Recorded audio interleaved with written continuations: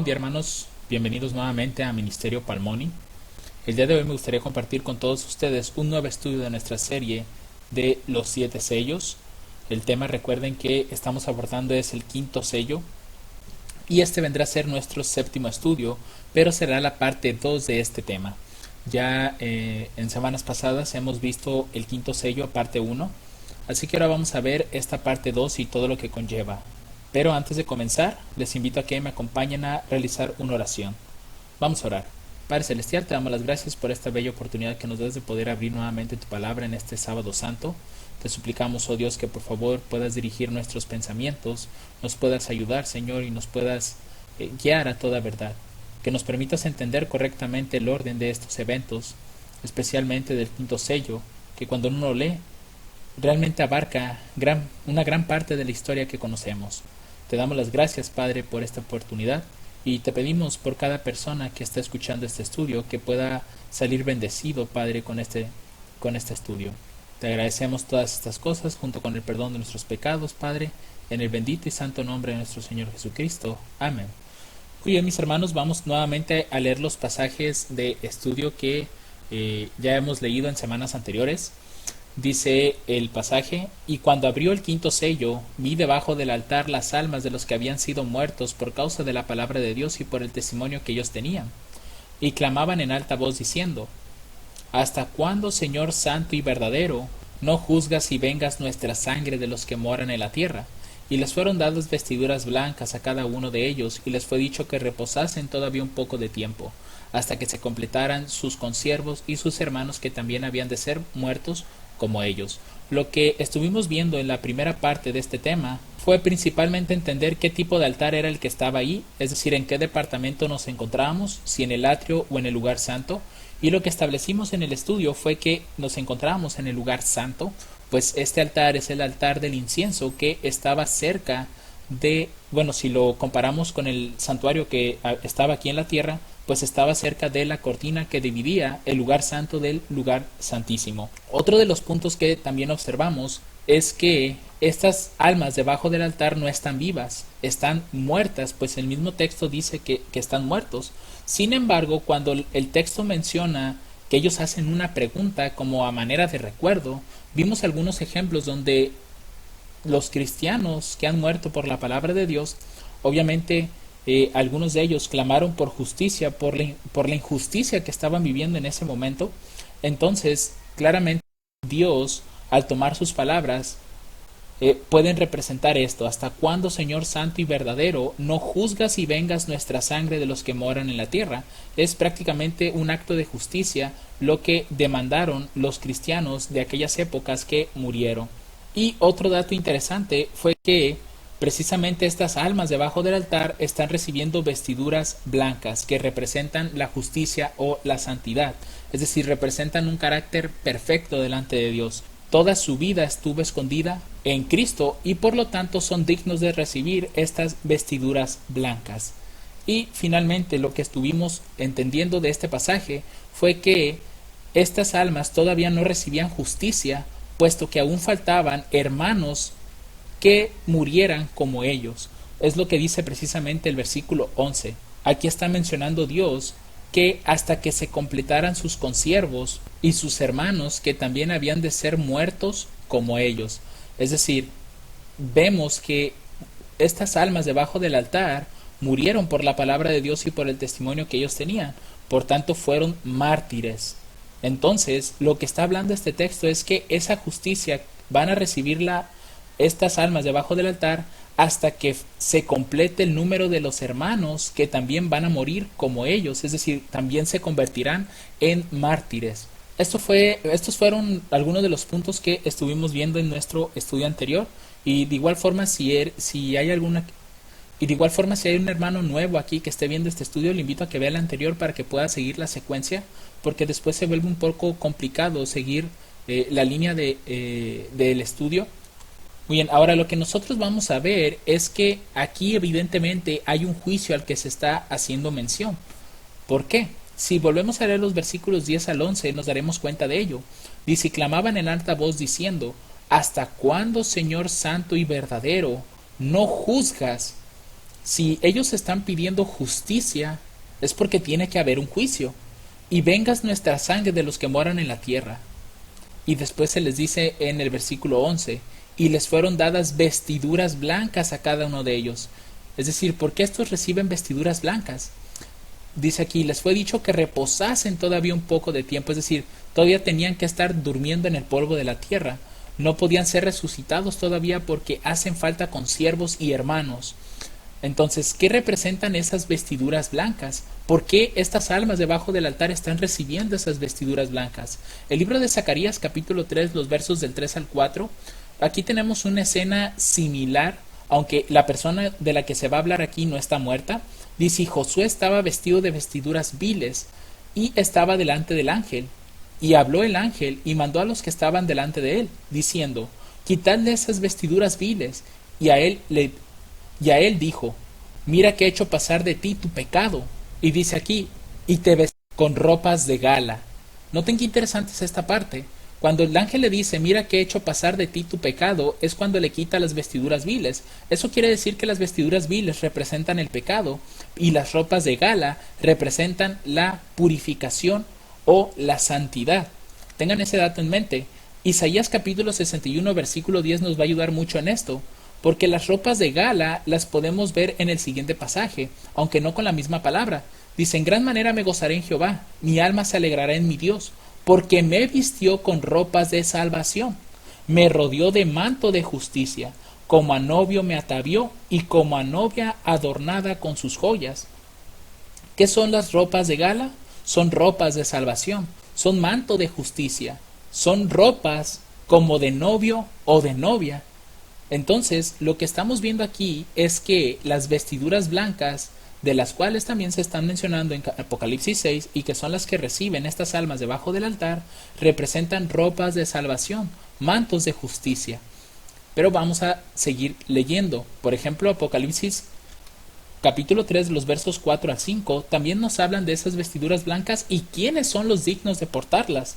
Dice aquí, pero aún tienes unas pocas personas en Sardis que no han contaminado sus vestiduras y andarán conmigo en vestiduras blancas porque son dignas. ¿Son dignas de qué?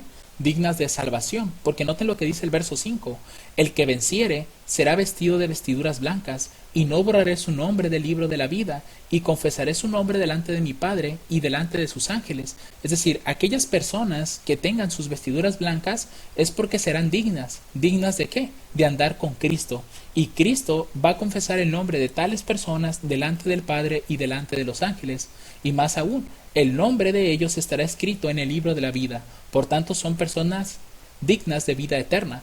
Así que hasta este punto nos damos cuenta que estas almas debajo del altar, al recibir esas vestiduras blancas, han sido purificados, han sido salvos, por así llamarlo, porque aquí dice que son ropas de salvación, perdón. Y el libro de Apocalipsis nos dice que aquellos que portan vestiduras blancas son personas dignas de andar con Cristo y delante del Padre.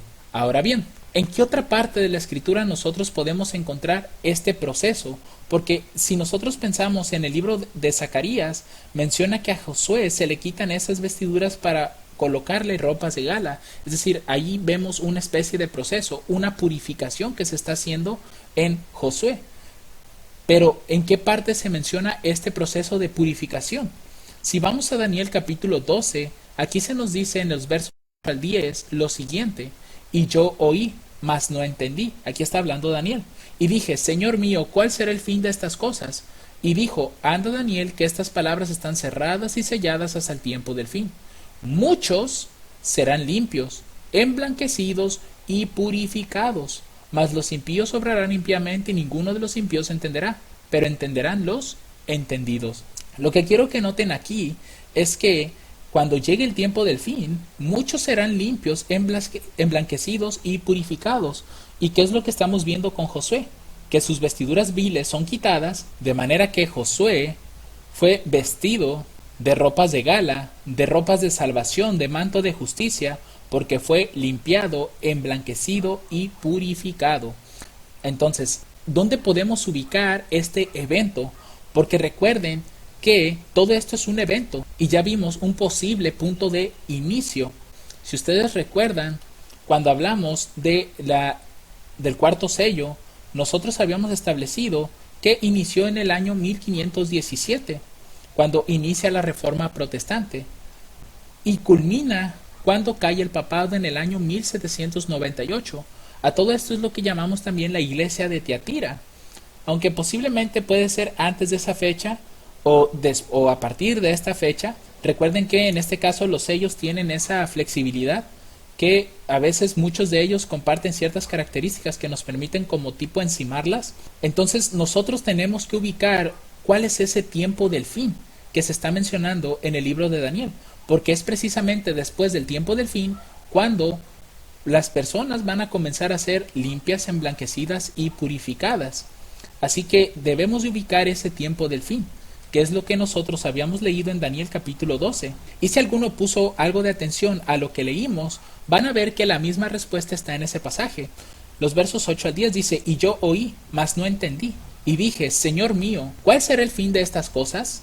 Y dijo: anda, Daniel, que estas palabras están cerradas y selladas hasta el tiempo del fin. Muchos serán limpios y emblanquecidos y purificados. ¿Pero cuándo? En el tiempo del fin. Es decir, tenemos que ubicar en la historia cuál es ese tiempo del fin. Y para ello Daniel nos da la respuesta en el capítulo 11, verso 40. Aquí Daniel nos dice que al cabo del tiempo, y si ustedes buscan en otras traducciones, en otras versiones de Biblias, van a encontrar que al cabo del tiempo dice, pero en el tiempo del fin, el rey del sur se enfrentará con él. Recuerden que en esta historia el rey del sur es Francia y el rey del norte representa al papado, y el rey del norte se levantará contra él como una tempestad con carros y gente de a caballo y muchos navíos, y entrará por las tierras, se inundará y pasará.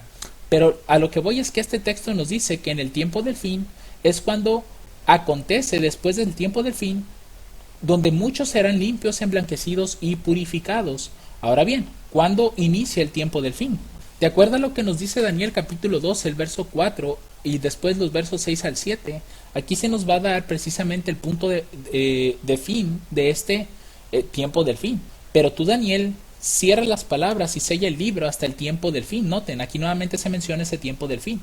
Muchos correrán de un lado a otro y la ciencia se aumentará. Y dijo uno al varón vestido de lino que estaba sobre las aguas del río: ¿cuándo será el fin de estas maravillas? Es decir, ¿en qué momento va a terminar todo lo que Daniel está viendo? Y al mismo tiempo, ¿cuándo comienza el tiempo del fin?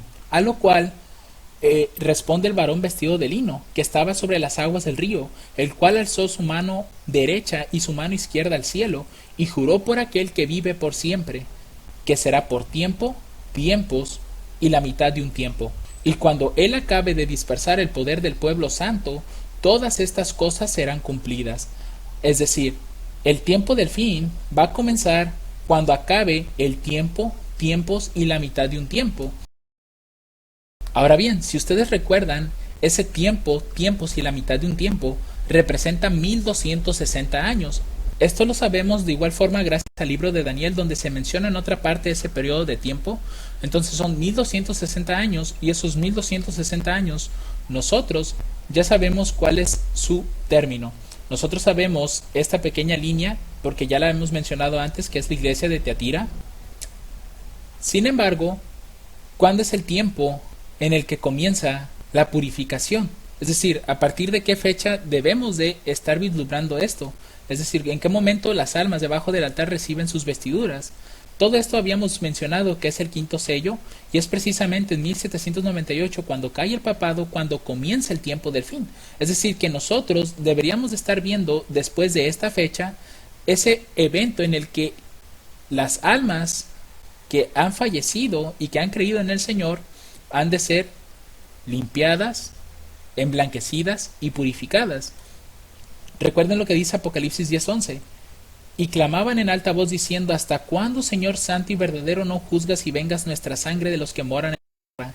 Y les fueron dadas vestiduras blancas a cada uno de ellos, y les fue dicho que reposasen todavía un poco de tiempo hasta que se completaran sus consiervos y sus hermanos, que también habían de ser muertos como ellos. Es decir, durante todo este lapso, hasta en algún punto en el futuro, que esto pues lo vamos a ver en la tercera parte de este tema, del quinto sello, pero hasta aquí nosotros podemos ver que el quinto sello abarca toda esta parte de la historia, posiblemente incluso mucho antes del año 1517, pero lo ponemos a partir de aquí porque de alguna forma podemos ver la Reforma Protestante surgir, y es precisamente a partir de aquí, en el tiempo de la Reforma Protestante, cuando podemos ver otro tipo de persecuciones intensas en contra del cristianismo. Así que volviendo de este proceso de la purificación, es decir, del momento en que estas almas debajo del altar reciben sus vestiduras blancas, tiene que ser en el tiempo del fin, no precisamente en este año, sino después, en algún punto en el tiempo de aquí, acá. ¿Por qué? Porque realmente el texto no nos está diciendo, en este caso el de Apocalipsis 6, no nos está diciendo cuándo las reciben, simplemente nos están diciendo que les fueron dadas vestiduras blancas, pero Daniel nos dice que después del tiempo del fin es cuando muchos son limpiados, emblanquecidos y purificados. Quiere decir que después del año 1798 es cuando va a comenzar ese proceso. ¿Pero en qué momento? Es aquí, mis hermanos, donde entra otro tema, que es la purificación del santuario. En este estudio lo voy a tocar de forma superficial, porque también estamos sacando estudios de Daniel, y todavía no llegamos a ese capítulo, que es el capítulo 8. Pero en algún momento lo vamos a hacer primeramente Dios. Pero en el capítulo 8 ustedes pueden encontrar en los versículos 13 al 14 esa purificación del santuario. Dice el texto: y oí un santo que hablaba, y otro de los santos dijo a aquel que hablaba: ¿hasta cuándo durará la visión del continuo sacrificio y la prevaricación asoladora que pone el santuario y el ejército para ser hollados? Y él me dijo: hasta 2300 tardes y mañanas, y el santuario será purificado. Es decir, lo que nosotros estamos viendo aquí en el verso 14 es que hay un punto en el tiempo donde el santuario del cielo será purificado. Es decir, que el santuario que está arriba en los cielos tiene que ser limpiado de alguna inmundicia, en este caso la inmundicia de nuestros pecados. Y esto va a ocurrir cuando se acaben 2300 tardes y mañanas. Es decir, cuando se acabe eso, es cuando el santuario va a comenzar a ser purificado. ¿Y cuándo comienzan esas 2300 tardes y mañanas? El libro de Daniel capítulo 9 versos 24 al 25 nos ayuda a ver el evento en su punto de inicio. Dice: 70 semanas están determinadas sobre tu pueblo y sobre tu santa ciudad, para acabar la prevaricación y concluir el pecado, y expiar la iniquidad, y para traer la justicia eterna, y sellar la visión y la profecía, y ungir al santo de los santos. Noten qué temas importantes se van a dar cuando se den las 70 semanas. Es decir, habrá un proceso de purificación y de justicia eterna. Por tanto, esto que está ocurriendo en Daniel 9 está conectado con la purificación del santuario. Incluso esta palabra determinadas, aunque no nos está dando el tiempo, pero esa palabra significa cortado de algo. En este caso, si vamos al capítulo anterior, que es el capítulo 8, y al ser esto una profecía de tiempo, y al ser esta la otra profecía de tiempo que es mencionada en Daniel 8, podemos ver evidentemente que estas 70 semanas tienen que ser recortadas de las 2300 tardes y mañanas. Esto les comento que lo estoy tocando bastante superficial, porque vamos a hacer un estudio específico de la purificación del santuario, pero nada más es para que se den una idea del comienzo de esta otorgación, no sé si sea una palabra correcta, de las vestiduras blancas. Es decir, cuando comienza la purificación del santuario, es cuando los muertos justos van a comenzar a recibir esas vestiduras. Ahora, ¿cuándo es eso? El verso 25 nos da el punto de partida. Dice: sabe pues y entiende que desde la salida de la orden para restaurar y edificar a Jerusalén hasta el Mesías príncipe, noten, hay una orden para restaurar y edificar a Jerusalén. ¿En qué tiempo se da esa orden? Cuando nosotros vamos a la historia, vamos a ver que esa orden corresponde al tercer decreto de la historia de Jerusalén, y fue dado por el rey Artajerjes. Ese decreto él lo dio en el otoño, en el año 457 a.C. Menciono que es el tercer decreto no del rey, sino del reino de Medo-Persia, que ese reino se encargó de estar haciendo esa reedificación y restauración y dejar libres, en este caso, a los esclavos de Babilonia. Recuerden que el pueblo judío, a causa de sus pecados, Dios lo castigó con llevarlos 70 años en cautividad a Babilonia, y fue con el reino de Medo-Persia que le dio esa libertad nuevamente, y a través de ese reino Dios le proveyó al pueblo judío todos los recursos necesarios para hacer la reconstrucción y edificación de Jerusalén. Entonces es a partir de aquí donde comienzan a correr esas 2300 tardes y mañanas y al mismo tiempo las 70 semanas, y las 2300 tardes y mañanas llegan al 22 de octubre de 1844, nuevamente en otoño, y aquí es donde se inicia ese proceso de purificación. Es lo que nosotros podemos ver representado en Daniel capítulo 7, los versos del 9 al 10, cuando dice el texto: estuve mirando hasta que fueron puestos unos tronos, y el anciano de días se sentó, este es el Padre, cuya vestidura era blanca como la nieve, y el cabello de su cabeza como lana pura. Su trono era como llama de fuego, y sus ruedas como fuego ardiente. Un río de fuego procedía y salía de delante de él. Millares de millares le servían, y millones de millones asistían delante de él. El juez se sentó, y los libros fueron abiertos. ¿Qué libros fueron abiertos? Los libros de todos los muertos, especialmente de los muertos justos. ¿Y por qué precisamente de los muertos justos? Por lo que dice Primera de Pedro capítulo 4 versos 17 al 18, porque es tiempo de que el juicio comience por la casa de Dios. Y si primero comienza por nosotros, ¿cuál será el fin de aquellos que no obedecen al Evangelio de Dios? Y si el justo con dificultad es salvo, ¿en dónde aparecerá el impío y el pecador? En otras palabras, el juicio que se da en la tierra siempre comienza por la casa de Dios. Nunca comienza en sí por el mundo. ¿Por qué? Porque es el pueblo de Dios el que tiene la luz especial del cielo.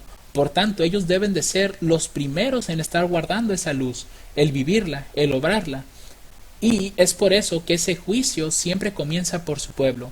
Así que esta purificación del santuario, que inició el 22 de octubre de 1844, comenzó por los muertos justos, porque el juicio siempre comienza por la casa de Dios.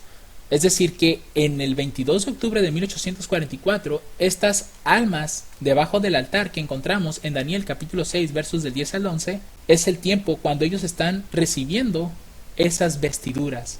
Porque dentro de ese juicio investigador que se está llevando a cabo en el cielo a partir de este evento, es que se está determinando que realmente estas personas que murieron en el Señor son justas y son dignas de recibir sus vestiduras blancas. Así que podemos colocar en nuestra línea del tiempo el evento del 22 de octubre de 1844, cuando es aquí cuando los justos muertos están recibiendo sus vestiduras blancas. Pero ojo aquí, mis hermanos, no quiero que esto lo confundan con que las almas debajo del altar siguen vivos. Realmente no están vivos, siguen muertos, pero la promesa estaba dada desde el momento en que ellos aceptaron a Cristo, que ellos recibirían sus vestiduras blancas si morían en el Señor, y si su vida fue digna delante del Señor y se aceptaron sobre todo a Cristo, su salvación estaría asegurada. Así que, en conclusión, mis hermanos, lo que estamos observando con este quinto sello es que está abarcando parte de la historia de las persecuciones de la Reforma Protestante, así como después de la caída del papado en el año 1798. Y con respecto a las vestiduras, concuerda perfectamente con lo que nos está hablando Daniel en el capítulo 12, que después del tiempo del fin, muchos serían limpiados, emblanquecidos y purificados, porque el 22 de octubre de 1844 comenzó el juicio investigador y la purificación del santuario. Por tanto, aquellos justos que estaban muertos iban a comenzar a recibir sus vestiduras blancas. Pero ojo aquí, mis hermanos, no es que estos justos iban a resucitar, recibirían sus vestiduras y otra vez iban a morir. Ni tampoco estoy diciendo que ellos estén vivos en este momento.